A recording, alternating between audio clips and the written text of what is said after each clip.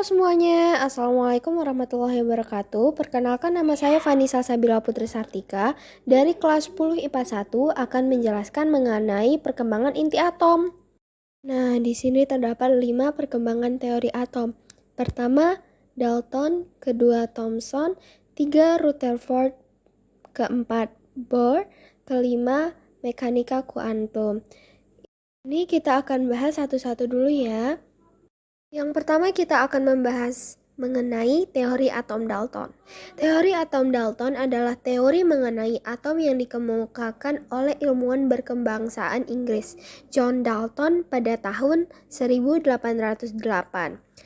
Terdapat postulat Dalton. Yang pertama, atom adalah partikel terkecil suatu materi yang tidak dapat dibagi lagi.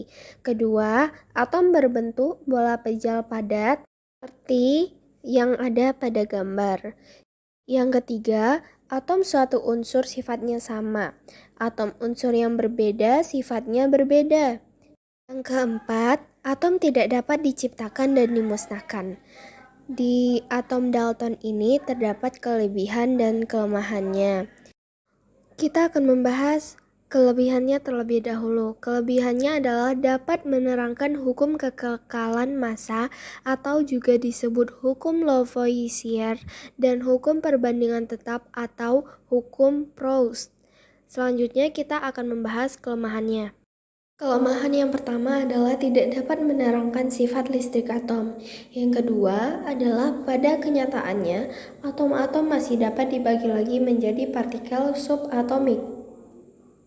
Oke, selanjutnya kita akan membahas mengenai teori atom Thomson. Pada 1900, J.J. Thomson mengajukan model atom yang menyerupai roti kismis seperti terlihat pada gambar. Menurut Thomson, atom terdiri dari materi bermuatan positif dan di dalamnya tersebar elektron bagaikan kismis dalam roti kismis. Postulat Thomson, atom adalah bola pejal padat bermuatan positif yang di dalamnya tersebar elektron-elektron bermuatan negatif sehingga saling menetralkan satu sama lain. Kelebihannya adalah dapat menerangkan adanya partikel subatom dan dapat menerangkan sifat listrik atom. Kelemahannya tidak dapat menjelaskan susunan muatan positif dan negatif dalam atom. Ketiga adalah teori atom Rutherford. Model Rutherford adalah sebuah model atom yang dikemukakan oleh Ernest Rutherford pada tahun 1911. Model ini juga dikenal dengan sebutan model planet. Terdapat di sana model atom Rutherford. Di atas ini terdapat diagram dasar dari pemodelan inti atom. Postulat Rutherford. Yang pertama, atom sebagian besar terdiri atas ruang kosong. Yang kedua, massa atom terpusat pada inti atom yang bermuatan positif. Yang ketiga, inti atom dikelilingi elektron yang bermuatan negatif pada lintasan tertentu. Hanya adalah dapat menerangkan fenomena penghamburan partikel alfa pada lempeng emas tipis, dapat menerangkan keberadaan inti atom serba pusat massa atom. Kelemahannya tidak dapat menjelaskan mengapa elektron tidak jatuh ke inti.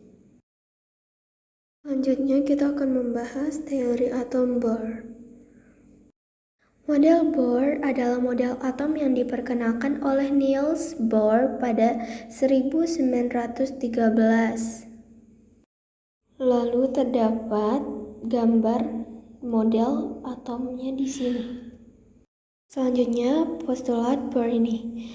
Yang pertama, elektron bergerak dengan lintasan melingkar mengelilingi inti atom di bawah pengaruh gaya sentripetal. Kedua, elektron mengelilingi inti atom pada orbit atau lintasan stasioner atau kulit atom dan pada tingkat energi tertentu. Kelebihannya, yang pertama dapat menjelaskan kelemahan teori atom Rutherford. Yang kedua, dapat menerangkan spektrum emisi dan absorpsi dari atom hidrogen. Kelemahannya, tidak dapat menjelaskan penyimpangan spektrum atom yang lebih besar dari hidrogen. Kelemahan yang kedua, tidak dapat menerangkan efek Zeeman. Selanjutnya yang terakhir nih, mekanika kuantum. Teori kuantum ini dipahami secara mendalam pada tahun 1920-an. Di gambar ini kalian bisa melihat inti atom yang bisa disebut juga sebagai nukleus, dan terdapat juga peluang terbesar keberadaan elektron dalam atom, yaitu gambarnya. Kalian bisa melihatnya. Selanjutnya, postulat mekanika kuantum. De Broglie, partikel yang bergerak dapat memiliki sifat-sifat gelombang atau cahaya dan panjang gelombang. Schrödinger, jika elektron memiliki sifat gelombang, maka keadaan elektron dinyatakan dalam fungsi gelombang. Heisenberg, keberadaan elektron dalam atom tidak dapat diketahui secara pasti. Yang ada hanya kebolehjadian terbesar menemukan elektron dalam atom. Kelebihannya dapat mengidentifikasi proton dan neutron berlokasi di inti atom, dan juga elektron serta kebolehjadiannya ditemukan di orbital. Kelebihan yang kedua, dapat mengukur perubahan energi, eksitasi, dan emisi elektron. Kelemahannya, yang pertama, rumusan persamaan gelombang hanya dapat diterapkan secara eksak untuk partikel dalam kotak dan atom dengan elektron tunggal.